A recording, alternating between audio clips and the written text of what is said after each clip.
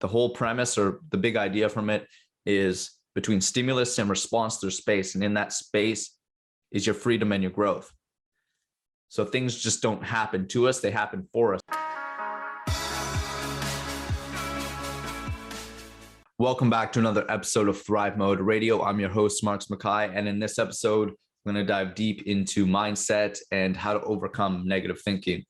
A lot of people I talk to, clients, friends, they really struggle with negative thinking. They're not very kind to themselves. They struggle with self-doubt, all these negative emotions that are the cause of our thoughts, right? So I want to talk about some strategies and some ways that you can overcome these negative, debilitating words that you use to yourself, and some best practices so that you can improve your quality of life. Because that's, at the end of the day, that's what we're all chasing, right? You listen to this show because you want to have a better quality of life. You exercise because you want to have a better quality of life. You work to make money so you can have a better quality of life. It all comes down to quality of life. So why wouldn't we want to all aspire to have the greatest quality of life and hopefully the longest? I can help you out with that. So I want to tell a story about a past client, now a dear friend. We started coaching together about 8 years ago. And during his onboarding phase, I found out that he had cancer twice. He lost his wife to cancer. And this guy was just resilient as fuck. And about a month into our coaching, he says, "Hey, Marcus, I just got some lab work done and it looks like, the cancer might be back. So I need to go into some treatment. I don't know how it's going to impact our training, but I'm still committed to our goals. I'll see you at 10 a.m. tomorrow." Just think about what he just said. He's overcome cancer twice. He lost his wife to cancer. Now he just got news that he might have it again. And he says, "I'm committed to my fitness goals. Either way, I'll see you tomorrow at 10. The next part's even better. I see him, he walks in, I show compassion, like, "Man, what can I do to help you? How can I support?" He says, "Hey, that was yesterday." He was treating today like today. That yesterday, that was just a thing of the past, which it is. And that just blew my mind. And so I was pretty young and dumb at that time, almost a decade ago. And so I just wanted to learn some of the practices he was doing so that he could have this mindset. What was he doing? Turns out he journals every day. Turns out he has a psychologist that he works with, his brain coach, he calls it. Turns out he has a business coach. He had me for his health coach. He had all these systems and habits in place so that he could show up regardless of our conditions, because we don't control that shit. We just control our reaction, our thoughts. So I'm going to give you 3 practices to help you overcome negative thinking. So the first one, I'm sure you've heard of it, is called gratitude. And it's not about writing a list out each morning, which can be beneficial, or at the end of the day, what your 3 wins, all that kind of stuff. But you need to operate in your life from a place of gratitude. In every moment, you have an opportunity to be grateful. You get a parking ticket, you can be grateful that you can afford a car. You get served a lovely meal, you can be grateful for the farmer, for the transporter, for the grocery, whatever. Everybody who's responsible to get you this plate of food, right? Something happens at work that's negative. Okay, I can be grateful. Like you have a big project, you can be grateful that people think you have the grit and you have the capacity to do this massive project. In every moment, there's silver lining. If you want to go really deep on this, read Man's Search for Meaning by Viktor Frankl. It'll change your life, because the whole premise or the big idea from it is between stimulus and response, there's space. And in that space is your freedom and your growth.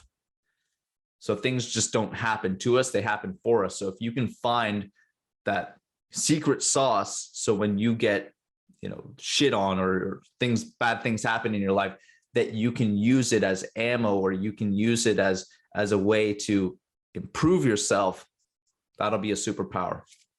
Not only does gratitude improve your sense of well-being, your thought process, obviously change your emotional state, but also improves your immunity, makes you more resilient. It's pretty badass.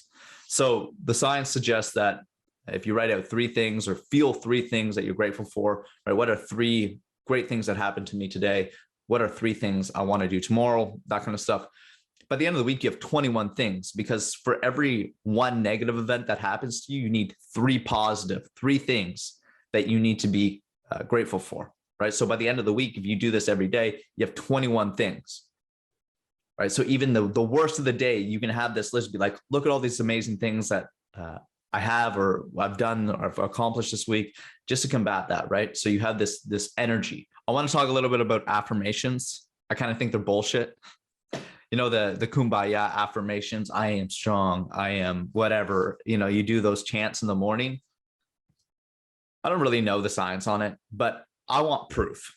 So if you're going to say you're strong, you're capable, and you're going to say these things, just show yourself evidence. If something happens to you during the day that's negative, show yourself proof that you're capable of handling it. Oh, I've done this in the past. I got this because I've done this in the past. You don't think you're worthy of achieving something? Yeah, I am. Remember when we won these awards? You know what I mean? So instead of affirmations, show yourself proof. The next thing is exercise. So when you build a resilient, athletic, capable, lean body, guess what that does to your brain? A lot of amazing things.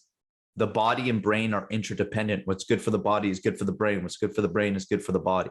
It's this amazing cycle.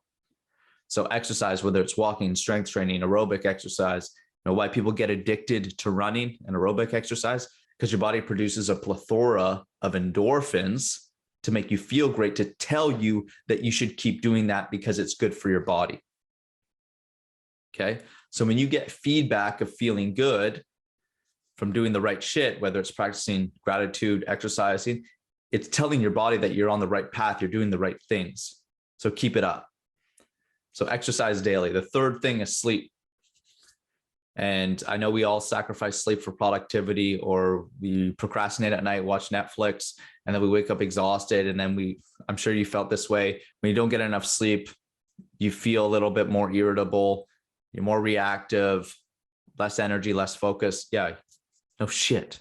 So if we don't get enough sleep, specifically REM sleep, we walk into the day with this really hyperactive amygdala, which is our emotional brain. Yeah, you felt that, right? Where you're underslept, and then anything that happens to you, you fire up, you go into some more spiral thinking, negative thinking. So the best thing you can do is make sure you get a full shut eye so that you can show up and actually have that mental energy and mental resilience and emotional resilience so that you can thrive each day, right? And have that quality of life. Because who the fuck cares if you're getting 4 hours of sleep and slaving away and being productive, but you feel like shit on the inside? What the fuck is the point? You know what I'm saying? All right, you're doing all these things, you're getting all this shit done.